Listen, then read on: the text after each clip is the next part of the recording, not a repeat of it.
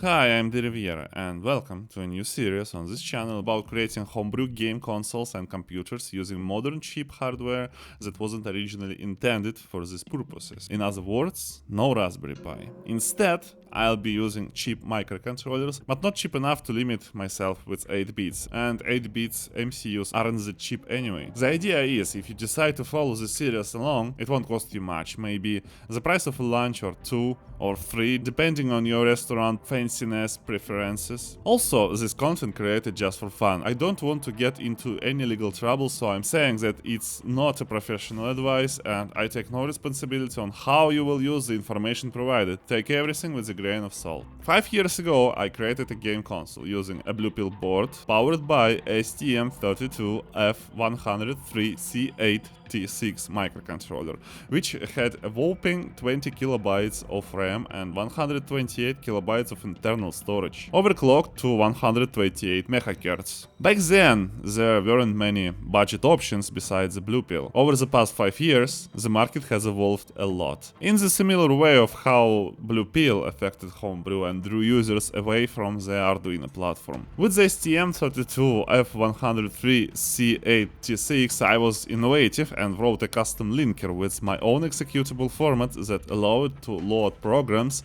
and link them with the operating system functions in chunks. This allowed me to load programs piece by piece into RAM and then store transformed code in the ROM. This approach enabled the ability to run programs up to 96 kilobytes including graphics from ROM while having only 20 kilobytes of RAM. This trick worked easy because of the STM32F1 series specific memory organization. In F4 series, memory organization is different, making it harder to link data between ROM and RAM due to how ARM handles short and long jumps. What was an advantage for the STM32F103 with custom linker and executable format turned into a roadblock for the F4 series, where it's highly preferred to run programs from RAM. In addition to this, storage in F4 series has lower write cycles than in F1 series, so in theory these chips will die much faster if you use their ROM as a temporary memory to load and run programs. This is the reason why I dropped development of the second version of this console, even after I spent a lot of time on debugging and adding some new nice features, like better sound. So to build a homebrew PC or game console, the first step is to select a CPU. I don't want you to follow my steps exactly, instead I want to discuss a broader approach, so I'll describe what's important. The first two options are RP2040 boards, which share the same MCU but has different form factors. They're super cheap, especially smaller one, under 2 euros, including shipping. This tiny cute design is made by Waveshare, so you can look it up by this name. The purple one is a few cents more. I live in Serbia, so if you're in Europe or in the US, check local markets, as these prices I look up on AliExpress. You might think that larger purple board is better suited for game console tasks, but it's nice to care about the sizes of the boards you use to occupy as less space as possible. Not many pins are required for a minimalistic basic setup.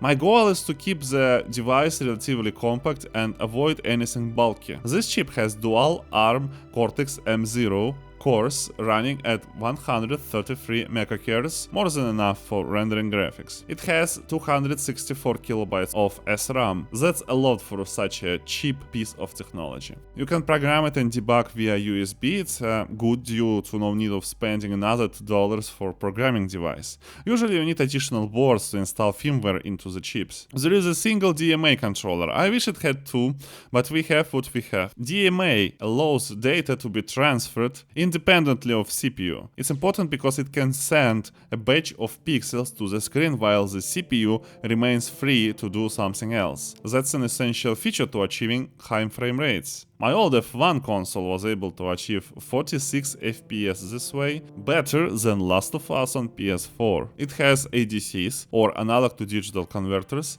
ADCs are able to read analog stick input. There are 4 of them, so most likely 2 will go for a stick and 1 will be used to read the charge of the battery to know how much energy is left. What it lacks is DAC, digital to analog converter. DAC converts variables from your code to a voltage on a pin. It's used for sound, for LED brightness, for a lot of purposes. An external DAC chip can cost as much as the board itself. Also, there is no FPU, so no fast floating point calculations. But FPU is not essential for such builds anyway. The third option is STM32F411CEU6. I can get it for around €4, which is almost 3 times the cost of RP2040 boards. But it's likely the cheapest option for a game console if you would prefer using STM32F4 series on a ready-to-use board. It has FPU, thanks to the Cortex M4 core, comes with 128 kilobytes of RAM, which is a biggest downside compared to 264.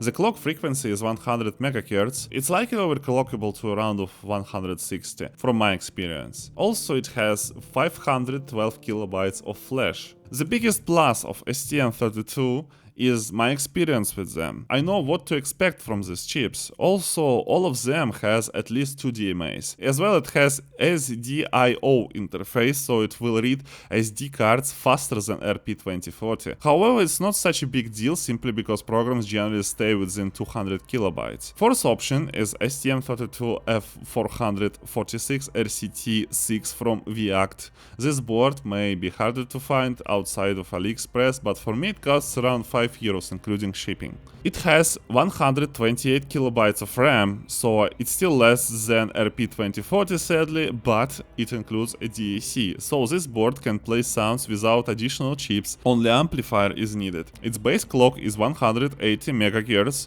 and can likely be overclocked even further. Of course, it includes an FPU, SD card controller, USB support, and a full range of peripherals. That's a really powerful one. Fifth option is STM32G474CEU6 from VACT, priced around €6 with shipping. Price increases with steps of €1 per board. It has 128 kilobytes RAM, similar clocking frequencies, but it also has one particular advantage over others. It has 7 DAC channels, so it can not only produce sound but nicely control backlight of your LCD screen, or form a VGA signal to connect VGA screen, as VGA requires 3 separate lines for RGB color components. DAC is the primary advantage of this chip, and it's a good option if you want to explore VGA signal generation. And I think I will do it in this series at some point. Sixth option will be STM32F103 C8T6 that I used previously, but 5 years ago there was no RP2040. RP2040 simply beats this one by providing much better value with the same price in most necessary aspects, and they both have no DACs. Of course, there are many other options available. I only covered few options with IRM that I had in my hands. You don't need to choose the same board if you're rebuilding your own device and you know what you do. Just look at the RAM amount. Having a DAC is a useful advantage. Read-only memory for programs is cheap, so these chips usually have a lot of it. 32 kilobytes is enough for some basic operating system. The model of an embedded ARM core is somewhat important. M4 is better option than M0 because of the FPU and better overall performance. And M33 is better than M4 because it's faster per megahertz and overall newer as architecture. These 3 are the most common from what I know. After some consideration, I chose the RP2040. First, I've never used it before. Second, it's cheapest with the biggest RAM. It's literally on top end of the price and amount of RAM. Yeah, peripherals suck, to be honest. It has only 2 SPIs when I will require 3. SPI is a hardware in microcontroller to talk fast with outer world by using 4 pins, faster than CPU would do it in a software way. So one SPI interface will need to be emulated. We will talk about SPI later. And I like PCB design, such a nice, cute, tiny thing. Displays. There are plenty of options from really small screens up to 4.3 inches. There are some usable bigger displays without HDMI, but they are rare. We need only options that are connectable directly to MCUs. Screen quality varies a lot, and usually you never know before you test. And sadly, it's not bound to the price. From my experience, these 2.8-inch displays are pretty nice. What's really important here is the controller, which determines the commands you need to send. You can't just connect any display display to an MCU this way without knowing the commands and pinout. Using HDMI displays is not like an impossible option. I think it's possible to use DVI or VGA to HDMI converter chips to connect HDMI display, and this way you will be able to form DVI or VGA signal over an MCU. But it is something uncommon. If people need HDMI, they simply use Raspberry Pi and similar devices. It's more about high-end embedded things. If speak about certain models, ELI9341 is well known for displays with 320 on 240 resolution. It's a nice and more than enough resolution for many of such projects in my opinion. It's higher what Game Boy Advance is using, and Game Boy Advance was super popular. This controller commonly sold with serial input, so you really need only a few wires to connect it to an MCU. Such boards usually has an SD card slot, and they have pins on the shorter sides of the board. This layout allows the display to sit slightly above the breadboard, freeing up more space for other components. Buttons are mostly a matter of preference. The choice is big. I'll start with some of these. Later I'll check which fit better in the layout. For left thumb, I prefer analog sticks over D-pad. It's literally a stick replacement for PSP. In my opinion, it is the best option available for DIY. For sound, I'll use TDA1543A. No idea are they good or not, but it's a dual channel DAC designed for ancient budget CD players, according its own 1991 datasheet. For the batteries, there are chipboards to organize USB charging and providing power to the system. We will use something like those designed for 8650 batteries. I have some accumulators from power banks with diode USB charging ports. Most likely will use them. By the way, broken power banks are a good source for batteries. It's a life hack because batteries usually not very cheap because of the shipping. Just be careful with them. If battery gets damaged while you're opening the box, it may catch fire. Power banks are usually glued in place, so be prepared to apply some force when opening them and maybe some heat too. And finally, wires and breadboard components. I'll start with non-solder boards to plan and check the design. Once it's finalized, I'll switch to soldering everything together for the final device. First, I soldered pins onto the board. I am far from being well skilled in soldering, so I won't offer much advice. You just buy a solderer and just solder. That's it. Avoid breathing fumes because they are far from healthy, even if it smells good. Open a window for ventilation and get a fan with a filter like I did. As well, I have a Xiaomi air filter I use 24/7 in general with air quality indicator. Breadboards connect everything in one line on each side. Because of this, I am unable to use 5 pins on the back of RP2040 board. Instead, I will position angled pins on the top. They really enjoy losing contacts with the pad due to constant mechanical manipulations with it, so if something is not working, it might be it. If we connect a fresh one to a USB, we will see right away the live show performance of the initial program. Not sure will I use this LED, I just seen on purpose. And now comes time to code some own software. Finally, if you didn't cross the roads with C and C++ in your life, it's the right moment to start learning. I'll assume you know at least the basics, nothing too advanced is necessary. In the description of this video will be a link to the code of today. This code will stay as is, progress of future videos will be placed in other folders and repos, so you can check everything as described here. The SDK for this board is designed to work with VS Code, which is luckily since it's my usual development environment. You can download VS Code for both Windows and Linux. I decided to do the programming in Windows because I assume most of my watchers likely be using Windows.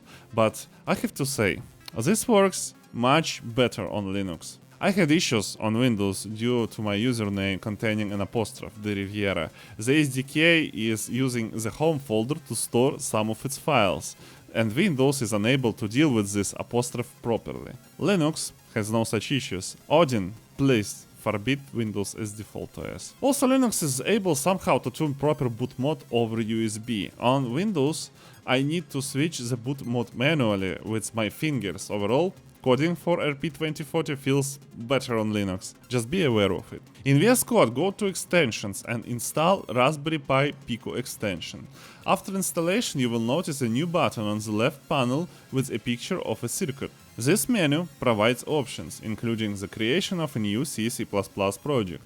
Select New C++ project and enter a name for it. For peripherals, I will only enable PO for now, and I'll switch USB to virtual serial interface only mode. That's it. The newly created project is ready. There are two new buttons at the bottom, compile and run. Also, you can see a selected board at this panel, and the current one is wrong. I will press this button and switch to WaveShare 2040 0, otherwise the project won't work properly. If you now try to run it on Windows, it will catch an error requesting you to reboot the device and boot cell mode by the command displayed in quotes. Funnily enough, this command didn't work for me. I tried. The other way to do so is mechanical. It is to hold right button on the board and press and release the left button or reset button. There are only two buttons, so the chance of mistake is only 50%. After releasing reset, release boot button as well. This will turn on proper boot mode. Another option is to plug in the USB cable while holding the boot button. In short, when the board gets power, boot button must be pressed. Now, if you run the program, it will be flashed into the memory. However, it won't do anything by default, because this is not original Pico 2 board. We need to write some proper code to make it work, because stuff is connected on different pins. Let's add something to control and get input from. For example, a LED and a button. The button is connected to the ground, so when pressed, it sets the pin to the ground, while the pin's default internal voltage in the MCU will be high. This means that when the pin reads a logical 1, the button isn't pressed, and when it reads 0, the button is pressed, just because it's grounded in its room. First, let's make the LED blinking. To do this, let's set up the pin as an output and set its logical value to 1. Then we will wait a bit and turn it off, repeating this in an endless loop.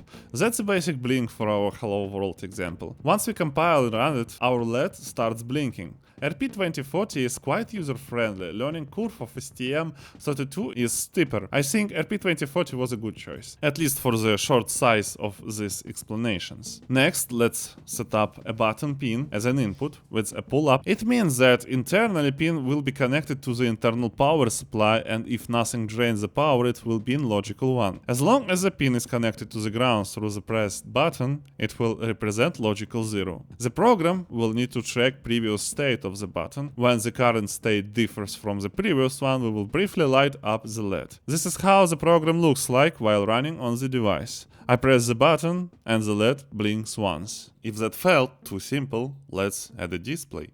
I chose the one I'm familiar with based on ILE 9341 display controller. SPI or SPI, as some people call it, is a serial interface that works over at least 3 main wires. CS is a chip selection. It allows to connect several devices to one bus. Also, it kind of aligns bits, indicating the start of new transmission. In theory, you can put it to ground on the side of the display to make it always to be selected, but that's a bad practice. If bits in the stream will misalign because of a finger touch or some mechanical or electrical force, you will need to reset the device entirely. STK or clock creates pulses to trigger bit reading and writing on the slave device. Reading and writing happen at the same time. MOSI or MOSI is master out slave in, and MISO or MISO is master in slave out. In our case, master is MCU and display is a slave. Only master generates clock signal. Slave can only follow it. Usually it sets MISO to 1, sending 0xFF value to the master,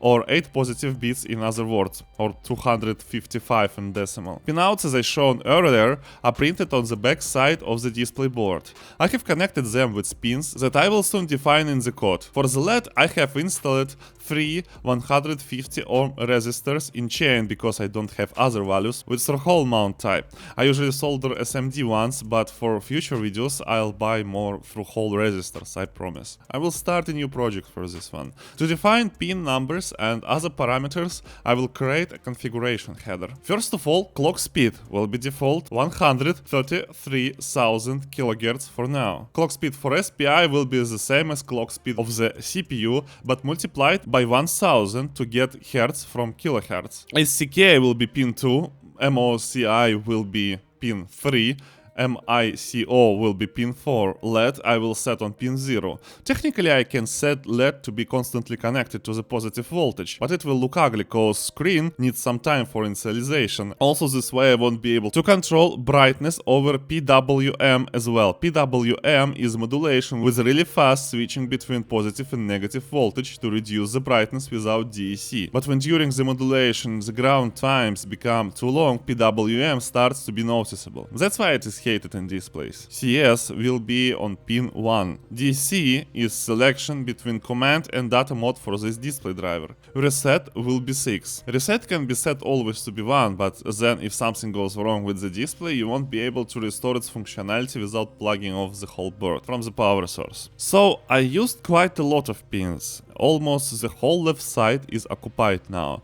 Actually I counted the amount of pins needed for buttons and decided to plug SD card on the same bus as the screen, just because it will save us 3 more pins for buttons. And yes, it will be enough pins to use this tiny board, so everything is okay with this. There is another important thing I need to tell you about IRM before we continue. IRM maps all the hardware access to the memory addresses, so when you need to set a state of a pin, IRM core doesn't call some special command. Instead, it writes to a certain memory block on some static address, and then device that is using this address independently from IRM core reads this value and changing its state and the state of the hardware. Of course, it depends on the implementation, but in general, all hardware devices and IRM have their own memory linked to some addresses. It's an important concept to understand because it means that when you set a state of the pin, it doesn't change immediately. RP2040 is super fast in these terms because it allows to set up pin state switching to the frequency of CPU. Of course, it provides ability to use dividers to reduce the frequency of peripherals, but I will leave CPU frequency. For SPI device, you can manually set more precise frequency if needed. Also, let's enable hardware itself. Go to cmakelist.txt in the root folder. In the end, there will be target link libraries. Put hardware SPI there. Basic, you add any hardware the same way for RP2040 SDK. My next move will be to create IO.c, where I will initialize all the IO and SPI peripheral according to the configuration. I init SPI, then set SPI format with most significant bit first, enable GPIO SPI function. It's awfully simple. It's just pure magic. The rest of the pins are simple outputs. RP2040 SPI is ready to run now. In SPI.h header, I will write 2 helping functions that will make my code a bit cleaner. For display, I will put some function definitions into header and will switch to sources. First go some helper functions, inline functions to easy mode switching, send 16 bits, just send 16 bits in the format that display expects. It's a relatively rarely called function during runtime, so we can do it in a such way. Send CMD will switch DC to command sending and send the command, and send data will switch DAC to data sending and send the data.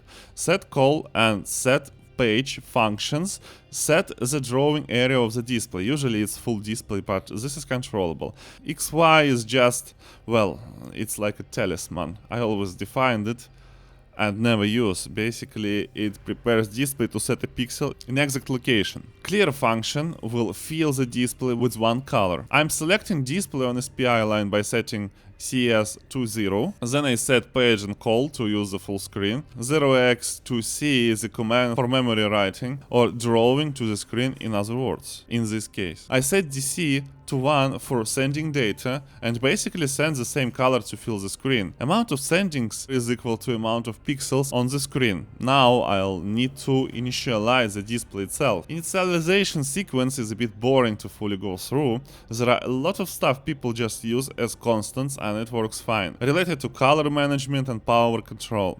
I think for the version that will be stored at GitHub, I will write some comments about what's happening, but let's just skip keep it for now. In the end of the initialization, before switching the LED on, I will fill the screen with the black color. Let's call all the initialization before the main loop, and inside it I will fill the screen with different colors. That's how program performs in the real device. You definitely can see the slow speed with which it updates. The problem is currently when you send pixels, it's a blocking operation where you can't do anything else like preparing the other pixel.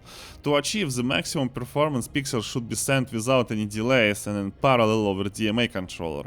Non-blocking sending with RP2040 over SPI is possible only with DMA for some reason, at least judging by functions and SDK. Graphics overall is a topic for a separate video where I will make it work faster. For now, let's create two things. First, a palette of colors. Google something like 16-bit online color picker. It's easy to find something to pick colors in RGB 565 format and just copy paste into an array. 8 will be enough, but you can go up to 255. The second thing for me to create is a screen buffer that I will draw on and send it to the screen. This screen buffer contains numbers of colors in our palette. Also, I will need to add two functions. First, display fill buffer to fill the buffer with certain color entirely, and display fill rect to fill rectangles. We need to avoid drawing of buffer, so I'll do a lot of checks for the rectangular proportions. And another new function, display send buffer, will do the same as fill display, but instead of single color, it will take a color of each pixel in buffer from the palette and send it to the screen. Using palette decreases memory consumption twice. Let's now fill several rectangles just to check this functionality. And here we are, some static colored quads. In my opinion, this display looks awesome for a cheap TFT matrix, even if camera in my phone can't fully grasp it. To make it faster for now, what I can actually do is to boost both CPU and SPI to 200 MHz, and it will most likely work fine. At least mine works fine, but that's overclocking, so you never know. Probably some peripherals I don't currently use may have problems with overclocking.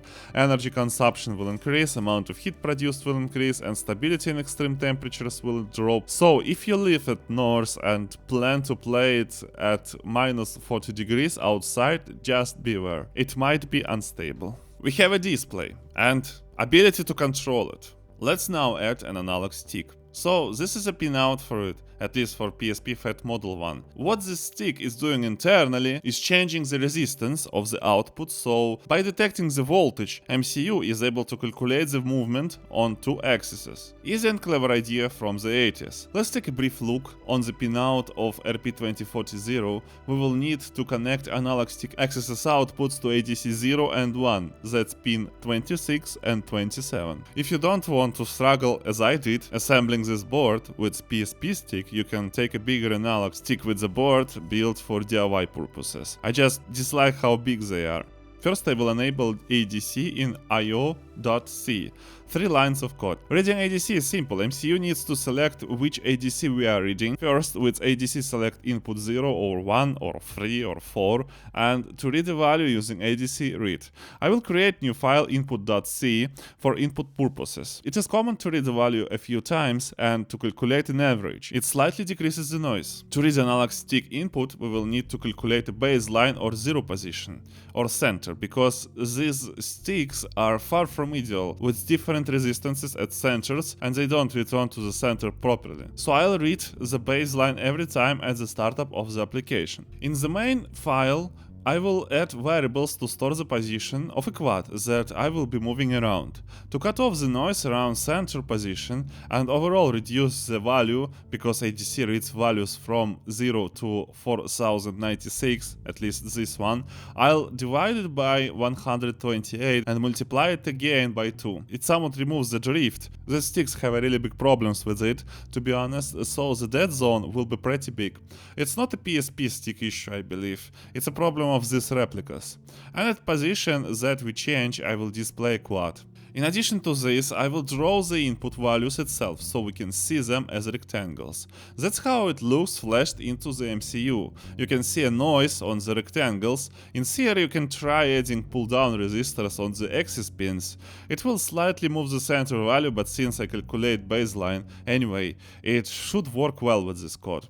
Value of resistors should be something above 10k ohms. Since we are around SPI already, let's deal quickly with some SD card reading, something we will definitely need in the future. I even believe there will be more than one video about SD cards. Running programs from SD cards, cause it's a broad topic with a lot of things to discuss like file system, ELF files, linkage and cross-compilation. So let's take a look on SD card slot at the screen. First of all, these resistors. I believe they are made to avoid frying USB cards with 5 volts. The thing is, RP2040 and most ARM microcontrollers are 3.3 volts and may have problems communicating with an SD card through such resistors. 5 volts is usually what 8-bit microcontrollers are using. What's even more frustrating, SD cards require pull-up resistors of 10k value. Some cards may not work without them. I don't have 10k in old-fashioned through hole mounting cases, I have it only in SMD. So if you decide to use port on the display board without them, be aware that card may not work at all. And just remove these resistors on the lines, they are useless. For today I'll use proper separate board that has 10k resistors in place, and for debugging purposes it's simply more preferred to use good devices and boards than something sketchy. These micro SD slot boards are cheap, so it's nice to have in your electronics box just to check if something isn't working properly on something that works for sure. In embedded, together with software issues come hardware issues. In final implementation on solderful board, I'll go with display slot. I will just put proper resistors and will work with the code that already has been tested on a normal board like this one. But that's for the future. Also, I need to mention that both of these boards have no pin to detect card insertion, which is stupid, so I won't be able to detect on the fly was card connected or disconnected. Let's connect SD card to the same SPI lines as the display. The only addition will be the CS line connected to pin 9. And we are ready to jump into code. For the display, let's add a function to disable CS line, so every time SD card requires a SPA line, it will disable the display. SD card header and source files are the new additions to the project. I will define all necessary functions in the header right away. There are few of them. In general, SD cards work mostly with bytes, so there is no need for a separate 16-bit sending function. But we will need ability to read and write 8 bits. Reading is basically sending, but with saving of the result and 0xFF as data byte, so to read I just need to send FF value. This value for SD cards generally is a busy signal or do nothing value, when 0 means free to be used. Also, let's add several constants for commands, mostly they are for initialization cycle. After initialization you mostly need only reading and writing. Command sending for SD cards will be more difficult to implement than for displays. So SD cards have two addressing types, normal or old or version 1 and SDHC or version 2. If card holds 4 GB and more, then it's HDHC. So most of the cards you will use will be SDHC. I have ancient 512MB SD card I use just for compatibility tests. Memory on SD cards is divided by sectors. Sectors are 512 bytes each. Normal, old addressing for small cards addresses space directly, so 0 is first sector, 512 is second sector, etc. SDHC is addressing sectors by the number of the sector. First sector will be 0, second will be 1 instead of address of 512. Third will be 2 instead of 1024. You got the idea. So if a card is an old version and I'm trying to read or write a sector, I simply need to multiply the address by 512. Otherwise, proper SDHC addressing will be used. Now let's send the command itself with an argument and CRC check byte. CRC is a sum to check the consistency of information. We'll skip the calculation of it. Now I wait for the response in a loop. Commands mostly share the structure between each other aside of OCR. OCR is a command to get operation conditions register. It has information about voltage limits, but what's more important is information about card type. Is it normal or SDHC? So if it's SDHC, I will update the card type. Also, I need to mention newer standard SDXC. Yes, there are even newer standard. It should work over this code as well. It's being used for cards with capacity of 64 GB and higher, when SDHC works with cards up to 32 2 GB. But I have no such cards to test, so just be aware that I didn't test these super big cards with all of this, but I have doubt someone out there is going to use 64 gigs in DIY project. Mine is just 8 gigs. Now we are ready to initialize the card. It's easier than for a display. First, we need to make sure that SD is ready by sending some reads to it. Then go soft reset. A response of 1 indicates it's done. If the following command doesn't work, it means this is SD version 1 and not SDHC. SD version 1 has no support for SDHC at all. If it is SD version 2, then we're able to request OCR and check if the card is SDHC. Read sector is even simpler because we need only one operation to complete. After the request command, I need to wait for 0xFE response. 0xFE is an indication that the sector data follows. I will read 512 bytes in a loop and skip CRC check in the end. The next step will be to visualize this data. Let's activate debugging. Now we are getting serious. RP2040 is able to create virtual COM port over USB. stdio init all initializes that. Wait for 1 second because USB will require some time to set up. Now you can use printf. Also make sure that pico/stdlib.h is included and USB library is connected to the project and CMake lists. If SD card initialization is successful, I will print the message and read the first sector. Also don't forget to print the byte from the sector into the debugging interface too. Just add a printing command in the reading loop of the SD card. Now run this program. Go to serial monitor, turn on automatic reconnection and press connect. If you don't see the device to connect to, unplug the USB cable and plug it back, or just hold reset for some time. If SD card reading is successful, you will see first sector in the terminal. There goes information about master boot record. It contains information about partitioning. Boot code for operating system intended just to say that there is none. This is some legacy from old era of floppy disks. The last 2 bytes are 0x55AA. It is a signature of validity of MBR record. So you can check these 2 bytes to determine if SD card is working and usable. And the last, but not least, there is sound. To implement this, we will need speakers, an amplifier, and a DAC.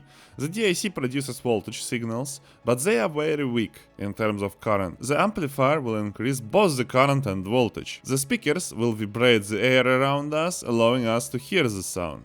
It will be very basic setup, since sound is a huge topic to discover as well as other topics. I read some books about music theory and wrote some music in FL Studio for my games. And for my game engines I wrote sound mixing by myself, including 3D positioning. There are a lot about this topic.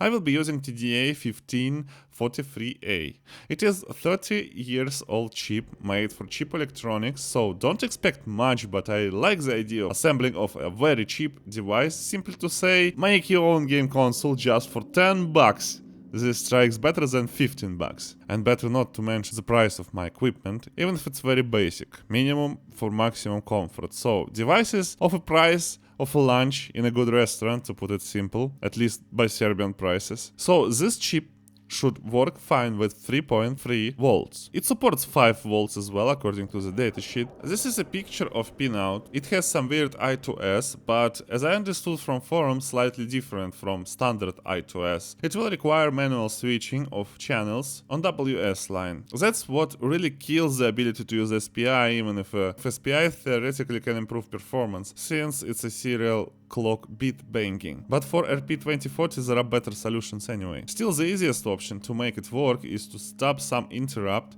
being triggered at some frequency. Interrupts are just functions called by events. Then in this function at fixed frequency, I will be able to emulate required interface. And for a proper implementation, RP2040 has 8 state machines. They allow you to create a simple interfaces that will work in parallel to CPU. That's the best option to communicate with this sound DAC fast. But that won't be easy to implement and explain, so I will leave it for the future. It's possible to use easier chips like MCP4922. It is as well a dual DAC chip, but it has SPI interface. SPI is is always less headache, but it costs 3 euros plus shipping. Quality of the sound it produces will probably be a step up, but by taking easy roads you learn less, and it's more expensive. It might be better to treat yourself with an ice cream instead and go with TDA 1543A. The ref should be connected to the ground through at least 1k ohm resistance. Since I have only 150 ohm hall mounted resistors, I will use a chain of them. Channels will be connected to LEDs for a start. I will connect speakers later. Even if it's a sound DAC, it's still a DAC, so it can light the LEDs. For the interface, I will occupy pin 7, 8 and 10 for the data transfer. Let's put these variables into the config header. Also, we will need PWM pin, and I will define it to an unused one. I mentioned PWM before. It's a hardware to generate pulses.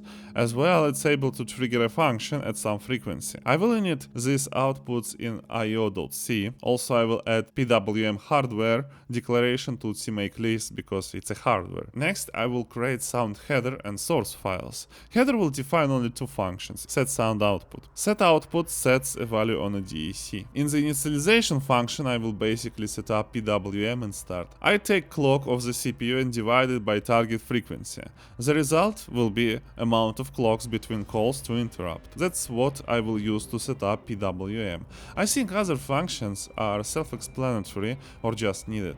Set sound output will simply save the global variables, and that will be used by interrupt. Also, I will define some additional needed variables. And finally, interrupt function itself. First, we clear interrupt flag, otherwise this function will be immediately called again upon exit of the function. Basically, at each call of this interrupt I invert clock signal, so the resulting frequency will be lower than what we defined previously, and that's why it's so high. Frequency definition is not for the sound, it's frequency at which interrupt is being called. To send 32 bits, code will need 64 calls of the interrupt if implemented this way. At least frequency will be as stable as possible for this DAC. That's the only way I made it work so far. Sound DACs are sensitive for frequency of data transmission. Resulting frequency of sound will be 192,000 multiplied by 4 and divided by 64, or 12,000 Hz. So it's a low quality sound eating a lot of performance. I will pray to gods of programming 1000 times for doing it this way, but I think it explains how it works very well and in the best and easiest way. Now let's fade our LEDs. In while loop I increase the value to the maximum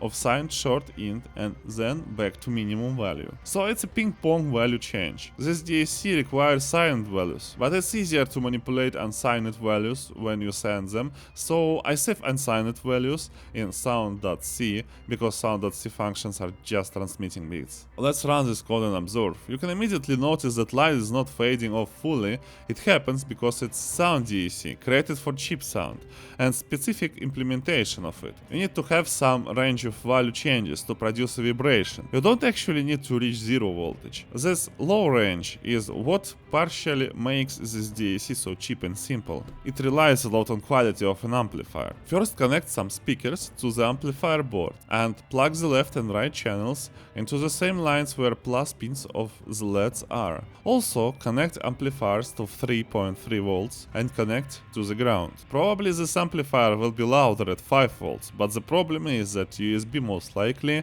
won't be able to provide enough power to it, and at high volumes it will put MCU to hunger sleep. I had this problem a lot before, so 3.3 volts must be good. Now let's vibrate our speakers with the simple triangular waves and bass. To combine the sound generators outputs, you simply need to add their output values. There are two very simple audio generators. One will constantly pooping and the second will be the triangular wave. How fast will it reach the peak will be determined by values from an array to create some kind of melody without any particular note. So finally let's check the sound. It's impossible to say is it good sound or is it bad sound. It's just a sound, some kind of sound that theoretically will sound okay in the game. A very annoying game, definitely has a room for improvement. Some people actually like this DAC for warm sound, as they say, and in the end of the day, better DAC with shitty amplifier will sound as terrible as cheap DAC. You can search TDA 5043A on YouTube, people play music on it, it's a popular chip with some cool cool amplifiers, it even sounds cool for my taste. I will continue using it, at least to make video about how to set up a state machine. At the moment I have no idea how, as I said, it's the first project I'm using RP2040 with. Also, I really want to make a comparison video of 3 DACs. Aside of this one and MCP4922, I have yet another one single channel DAC in mind. And my Rode NT USB microphone will hopefully catch the differences, and in the end of the day, people have really different sound preferences. So some may like exactly the sound of TDA5043 because it sounds old, some won't even care, and that's okay. It's totally fine to have your own opinion, and it's valid. I don't want to be a guru, I want to be a cult leader. Summary and my thoughts. With you I walked through all major components of the system and explained how to connect them together. Theoretically, with this knowledge it's already possible to create a working device with some minor capabilities. If you want to use any of my code from this video in your project, feel free to do so. Link to the repo is in the description. In future videos I will concentrate deeper on the discussed subjects like sprite system, fast rendering, 3D OS, running programs from SD cards, playing sounds and sound generation, compilation of programs for IRM, reading and linking programs with OS, etc. It will probably take a lot of time until it will look cool and I will be able to showcase some neat gameplay. How fast episode 2 will happen depends on you, on your likes and comments, honestly. If it's possible, share this video, but of course no pushing. Here on this channel, we just chill and solder some stuff together, write in C and play old video games. Good luck with your projects, I believe in you. Again, if you didn't start learning C, it's a good time to start. See you in the next video.